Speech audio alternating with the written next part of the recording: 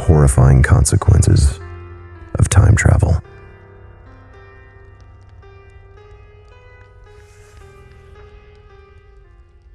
One summer when I was a kid, I had a genius for a friend. Perhaps friend is a strong word. Dimitri was simply the boy my age who lived in the house behind mine. But a genius he absolutely was. Dimitri loved strategy games. First, we played chess, and when he grew bored of beating me in that, we played the Pokemon card game. Then Magic the Gathering. Then Warhammer 40,000. Using the meager armies we could afford, of course. I never won any of these games, save for one time that Dimitri didn't realize I had to discard only one fire energy from Ninetales to attack, not two like Charizard. Dimitri was a master of both science and the humanities even at his absurdly young age. His room was filled with books about relativity and military history. He claimed his dad was a scientist who worked for the government in Virginia, but I never met him. He lived with his mom, but I didn't see her around much either. She was usually sick with some malady or another and confined to her room. Adults were rare at Dimitri's place, so we were mostly left to play our games in the basement. When we grew sick of games, we'd venture outside to the park in our neighborhood. The park was nothing to write home about, just some rusted swings and a blue slide that always had a thin layer of water at the bottom, even when it hadn't rained in weeks. That was fine though, as we had little use for the playground equipment. We fancied ourselves adventurers and took to exploring the woods surrounding the park. Our neighborhood was always adding houses that cut into our precious wood space, but still, we never seemed to run out of them. We took to mapping the woods and liked seeing how far we dared to venture each time. Dimitri handled the handwritten map as we used his superior math and geography skills to document as much as we could. One time we found a deer carcass with a dart in its skull and spent half the summer trying to solve the case of the rogue hunter. We never did. Another time we found another pile of bones that seemed suspiciously canine in nature. We never solved that case either. At the edge of the park was a huge overturned log with one branch awkwardly sticking out at the side. Whenever one of us went into the woods without the other, I instituted the rule that we'd roll the log over so the little branch stuck up like a mailbox flag.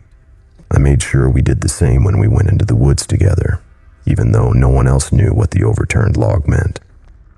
Then one summer, Dimitri's family suddenly moved away. We didn't share any common friends, and I was a bit of a loner anyway, so I never really heard what he was up to. Sometimes I would ask other kids in the neighborhood about him, but they never remembered the dark-haired kid with thin glasses. Occasionally, I would recall our adventures in the woods or the times I got destroyed in Magic and would Google Dimitri to see what he was up to. I never found a trace of him on the internet. More than a decade after Dimitri and I had spent a summer together, he was a ghost. Then one day, he knocked on my front door. It was a couple of years after I graduated college and I was still living with my parents in the old neighborhood as the job market was rough and I needed to save money on rent. One Saturday, my mom and dad were out of the house running errands and I was at the kitchen table in front of my laptop applying for jobs, but in reality doing anything but that, when I heard a knock on our front door. Not a doorbell ring, a knock. When I opened the door, I laughed because I recognized him immediately. He was an adult now, of course, but he looked exactly the same. The same dark hair and even darker eyes. He had even somehow maintained the darkened outline of a peach fuzz mustache that he insisted on never shaving when we were kids. You probably don't remember me, but... Dimitri, I cried and swept him up into a big hug. I was always a hugger. Dimitri was not. We bullshitted briefly on my front porch before I realized I should have invited him in. At my family's kitchen table, I asked what he had been up to and he gave some fairly expected answers. He'd gone to an Ivy League school and graduated top of his class. He had somehow double majored in engineering and economics. He got a job right out of school building analytical models for some kind of stock trader in New York. Naturally, I felt pretty bad that I was talking with such a successful peer from my parents' kitchen table, but this was par for the course of our relationship. We were always the brilliant Dimitri and his dumbass little friend, and I had mostly made peace with that. "What are you doing in town?" I finally got around to asking. "Oh, my mom is sick," he said. This was not a big surprise, as she always was. Still, this must have been a different kind of sick if he had to come home from New York. "I'm sorry, man. Is there anything I can do?" "No, it's fine. My uncle's been able to help a bit. Just thought I'd pitch in," he said. "In fact, that's not the only reason I came home." "What else is there?" I asked. "I've been working on a big project and I was hoping you could help me out with it." I was stunned. What kind of project would Dimitri need my help with? He must have sensed my confusion and panic because he added an addendum. "The project is mostly finished. I'm just gonna test it tomorrow and I'd like someone there. You know, like a friend," he said, looking up from the table to glance at my response. I was touched. Dimitri and I were technically friends, but I couldn't ever recall him actually acknowledging that. Whatever this project was, I was going to help him with it. "Absolutely," I said. "What's the project?" "I have to get back to my mom now, but I'll tell you all about it tomorrow. Can you meet me at the park?" "The park?" I asked. "Yes, our park. 1 p.m. Eastern Daylight Time," he said. I told him I would. We said our brief goodbyes and I expected him to head back home through my backyard like the good old days. But of course he didn't live here anymore. Only I did. The next day I walked to the park. It was less than a mile from both our houses. A straight shot right down Firelands Avenue and all the bland suburban homes that populated it. As I approached the edge of the park, I saw a big red pickup truck with the back covered parked on the street. Much to my surprise, Dimitri climbed out of it. "New truck?" I asked. "I got it for a specific purpose," he said. "Had to haul something over." So we were getting right down to it then. I didn't have time to respond before Dimitri continued. "I've created a time machine," he said. I should have been shocked. Time travel is obviously impossible. No such thing exists. But the truth is, part of me has always expected Dimitri to tell me something exactly like I built a time machine, since the moment I first met him. "Okay," I said. "Good, you believe me," Dimitri said. "Let me show you the machine." He opened the back of his truck and pulled out what appeared to be a long metal tube, like a tetherball pole. Once he extracted the entirety of it from the truck, he set it on the ground facing upward. I could see that it had 4 short curved pikes at the base, so the pole could be positioned upright. I thought this might be just one component of the machine and he would assemble the rest, but he made no further move to get anything else out of the truck. "This is it," I said. "This is it." How does it work?" Dimitri smiled, a rarity for him. "It's complicated, obviously, but I'll explain it as best as I can. Let me try to tell you everything, and if you have any questions at the end, just tell me." Dimitri didn't really bother to explain the nuts and bolts of what the machine did to send people back in time, only that it could. Something about polarity and the Earth's cores combined with a unique hormone he discovered. The spikes on the device were designed to be wedged into the Earth so that it didn't move position as the user moved backwards through time. "Time and space are inseparable," he said, and it was paramount to remain in the same space as one moved through time. The device would remain stationary while the time travelers grabbed onto the pole portion. It was then possible to travel back in time, but not forward. "Interesting," I said. "How far back can the time machine go?" "In theory, as far back as time itself goes," Dimitri said, "but that would be unwise to experiment with." "I suppose you could go back in time to kill Hitler," he said, "but that would be incredibly difficult for us to achieve. For starters, there is the spatial aspect. We could probably go back to, say, 1889, but we would still be in these woods in Ohio. Then, we'd have to secure passage to Germany, and we'd inevitably begin to run into some paradoxes." "Paradoxes?" "Yes. As far as we know, we've never existed in 1890. If my theories are correct, and they almost certainly are, time abhors a paradox just as nature abhors a vacuum. That's why I plan to time travel back to both a location and a time that I'm exceedingly familiar with." Something was beginning to click in my head. I didn't know much about time travel, but I did know quite a bit about my shared history with Dimitri. "You want to go back to that summer?" I said. "Yes, I do," Dimitri replied. "I've been thinking about the past and trying to isolate the location that I spent the most time in, the location that would best minimize my risk.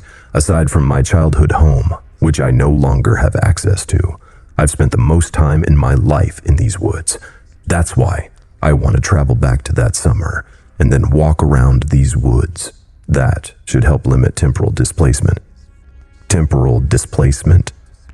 Like a time sickness. To avoid it, it's best to go back to a time you're familiar with and to recreate the conditions of that time as best you can. I will take us back to this exact time on Saturday, July 20th, 2007. The Earth should be in roughly the same position then as it is now, and that should take a lot of pressure off of the machine's supporting rods. My enthusiasm for time travel was beginning to wane a bit. Dimitri's genius always had my implicit trust, and if that genius said a trip back to the summer of '07 to visit the woods was safe, then it was safe. But I was also beginning to see my role in all of this. In order for Dimitri's trip to work, he needed every item and circumstance to be the way it was when he was a kid. He needed me. But did he need me as a fellow time explorer? Or a prop? In an uncharacteristic move for him, Dimitri seemed to pick up on my discomfort. And I'd like you to come back with me too, of course. Sometimes you pick up on the obvious stuff that I miss. So let me know if you think there are any paradoxes or simple time travel rules I've missed. I knew by obvious stuff, Dimitri meant stupid stuff, but I was heartened by it all the same. I remembered the Ninetales Charizard debacle fondly.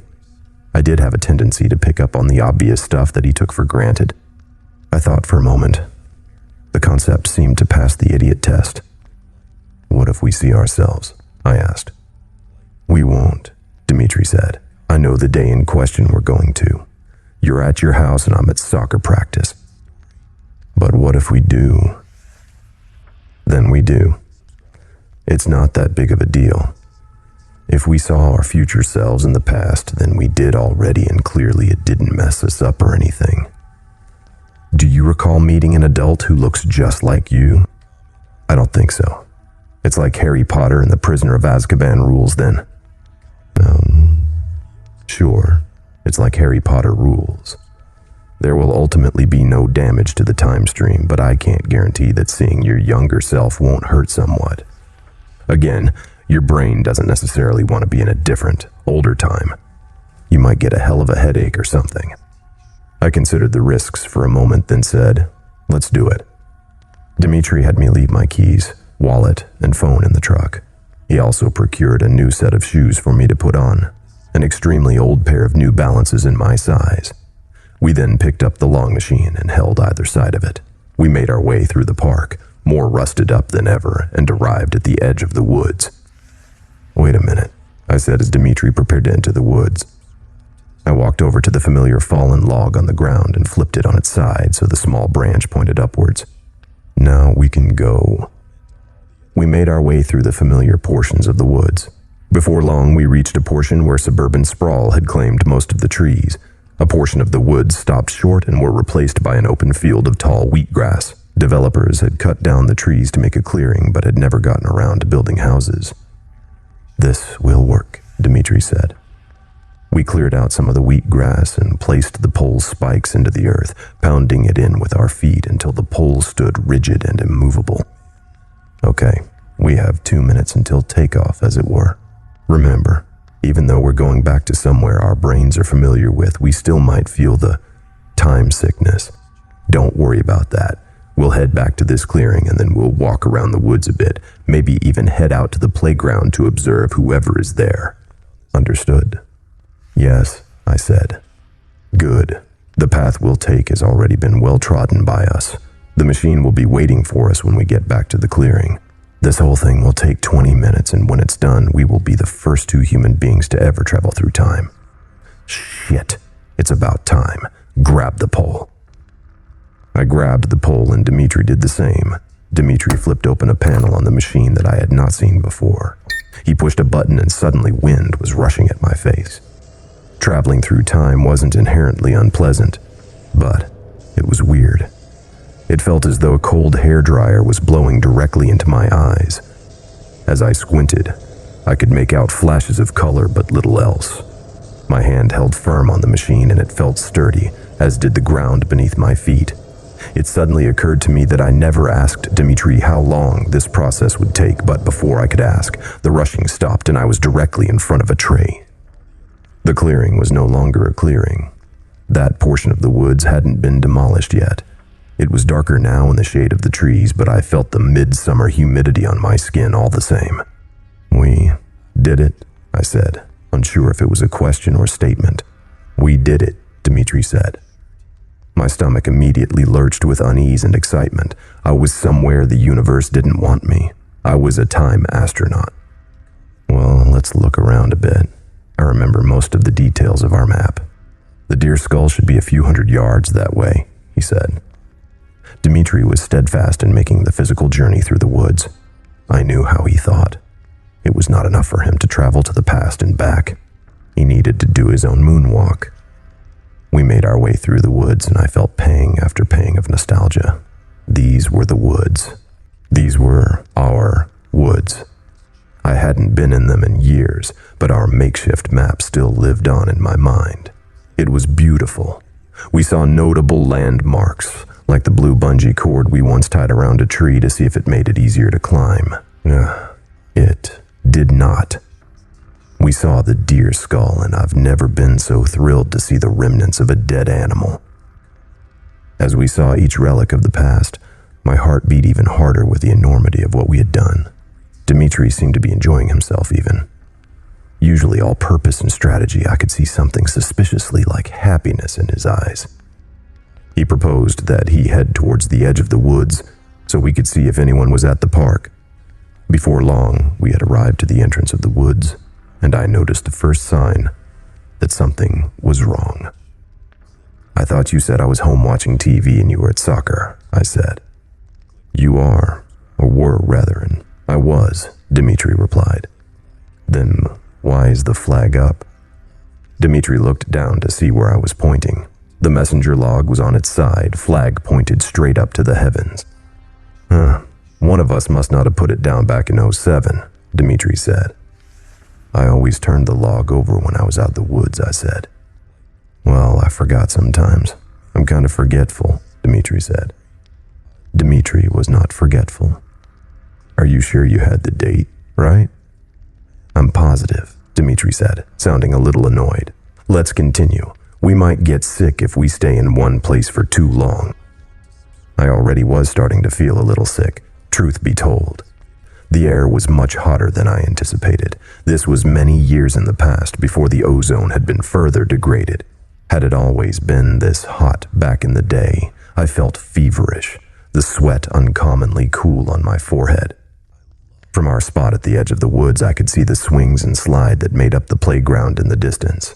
It was usually emptied when we arrived, and I expected it to be this time, but... "Wait a minute. Is someone on the swings?" I said. There was the form of a child sitting on a swing, his back to us. Suddenly, the air felt even hotter and even stickier. Sweat was dripping into my eyes now. I hastily wiped it away. "Looks like it," Dimitri said. "Who do you think it is?" I stepped out of the woods and closer to the park, leaving Dimitri behind. Something looked so familiar, yet distorted. The swing was swaying slightly back and forth, and the figure that sat upon it wore a hoodie with the hood drawn out. It was dark navy blue. "Dimitri, that's my hoodie. That's me." "Are you sure?" he said. But I could barely hear him, as I had already walked even further out of the woods towards the little swing set. I usually left that hoodie in Dimitri's basement, which tended to get cold during our game nights. Why was I out here, alone and on such a warm day? I drew closer to the boy on the swing, his back still to me. He didn't appear to even realize that someone had just emerged from the woods and was now treading upon the soggy wood chips of the park. I'd never considered what kind of message I'd want to deliver to my younger self if I had the chance. Maybe I would tell him to play soccer like Dimitri, or be sure to stay in touch once Dimitri left, or to choose a college major that wouldn't force me to move back in with my parents. I had to tell him something, and I had to tell him now. I was being drawn to him through no effort of my own, like a time moth to the time flame. I was right behind me now, and yet still the boy in front of me made no acknowledgement of my presence. Perhaps I had headphones on. I maneuvered to the front of the swing. The boy didn't look up. I kneeled down so I could see into my own eyes and thought of what message I'd deliver. As I did, the boy pulled his hood back and I saw dark hair and dark eyes. It was Dimitri. Pain exploded in my temple. It felt like an anchor was pulling my frontal lobe apart from the rest. Instinctively, my hands flew up to my face and I felt myself collapse into the wood chips. I could feel a fever spread throughout my body. I didn't want to open my eyes to see the little preteen paradox before me, and even if I wanted to, I couldn't. The weak sunlight trickling through the canopy was suddenly blinding to me. I felt the UV rays pulsing even behind my closed lids. "You were right," he reacted, "just like you did the first time," the young Dimitri said. I could hear the sounds of someone else stomping upon the park grounds. "Told you," old Dimitri said as I faintly sensed him stepping over my body on the forest ground closer to his young doppelganger. "What time do you have?" old Dimitri asked. "It's 2:22 p.m. Eastern Daylight Time," young Dimitri said. "Good. He'll be here in what, 5 minutes?" "Correct." "Good." Their words sounded like they were coming from a dream to me. I could barely make sense of them. I could barely make sense of anything over the pain and disorientation. I held my hands to my face, desperately trying to close my eyes, close them farther, make them close harder. "You've got the right idea. Don't open your eyes for a bit," old Dimitri said, then added to his younger self, "Help me move him." I felt 2 pairs of hands grab my legs, and then my body was slowly dragged across dirt, twigs, and leaves. I could feel myself being dragged across the grass and eventually into the woods. They propped me up against a tree. I felt feverish. Snot dripped down from my nose, but I couldn't muster the strength to wipe it away. I thought for a moment that Dimitri would pull a bungee cord off a tree to restrain me, but he didn't have to. I was too sick to move. "So what the fuck was that upturned log about, Dimitri?" I heard the older Dimitri ask the younger. "You know he wouldn't have come into the woods if the stupid flag wasn't up," the younger Dimitri responded. "He's still on pace to get here at 2:30, right?" "Yes, I'll get back to the playground." I heard the little Dimitri stomp loudly through the woods. Through my limited vision, I saw the larger Dimitri shape advance towards me. I tried to get up, but I was so weak. "Hey man, I owe you an explanation," Dimitri said. "Well, I guess I don't really owe you one, but I'll give you one anyway." "What was happening?" I mumbled. "So for starters, you're time sick. I figured that would happen. Happened to me on my first few trips back. Familiarity is good when you're time traveling, but if you get a nasty shock like that, like seeing the younger version of someone you knew, your brain will," he said, his hands mimicking a mushroom cloud around his skull. First few trips back." Dimitri sighed, then began.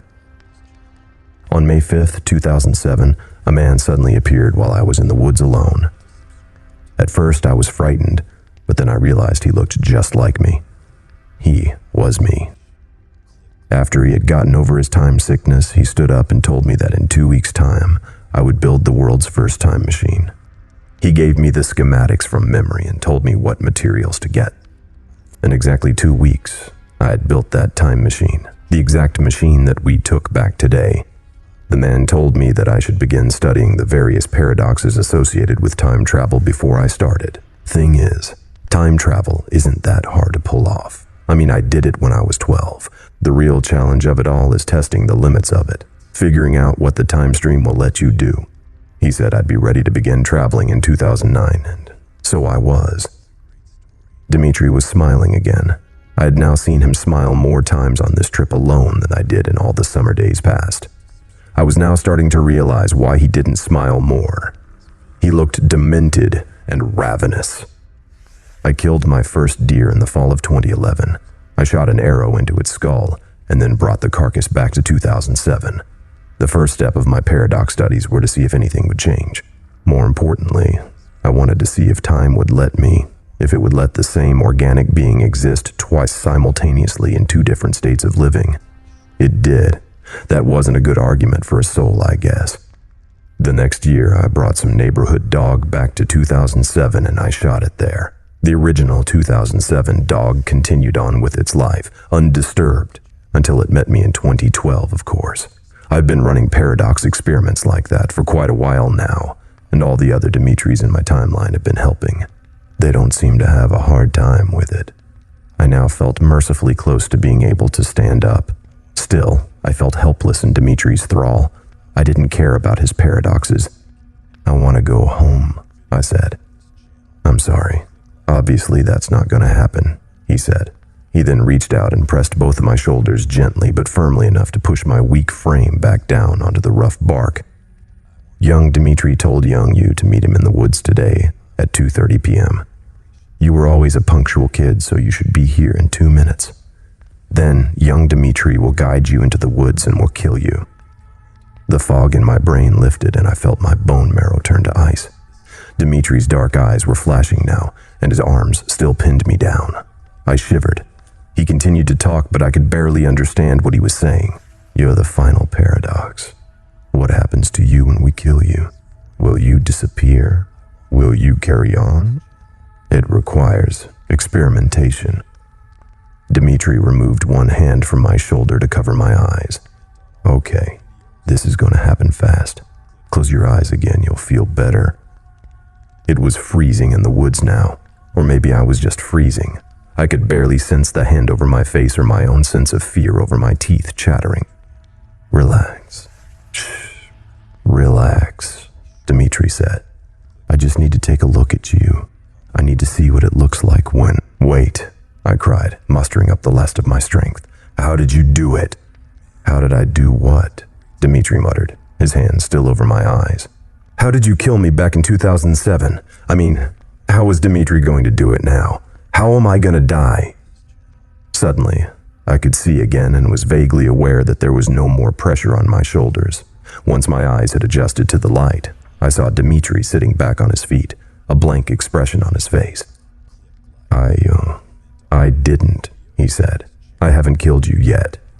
The plan was always to wait for the future, then take you back, and my young self would kill you, but I don't remember my young self. I mean, me, when I don't remember." "Oh God. Oh God." Dimitri's head exploded. The sound was quick and dull, like a baseball bat cracking open a watermelon. All I saw was red. Then I felt disgustingly warm viscera covering my face like a soggy mask. I opened my mouth to scream, expecting to taste blood, but instead tasted nothing. I was at my kitchen table again. The neurons in my brain were telling me that someone had just knocked on the door. Not rang the doorbell, but knocked. I got up from the table, moved to the foyer, and opened the door. No one was there.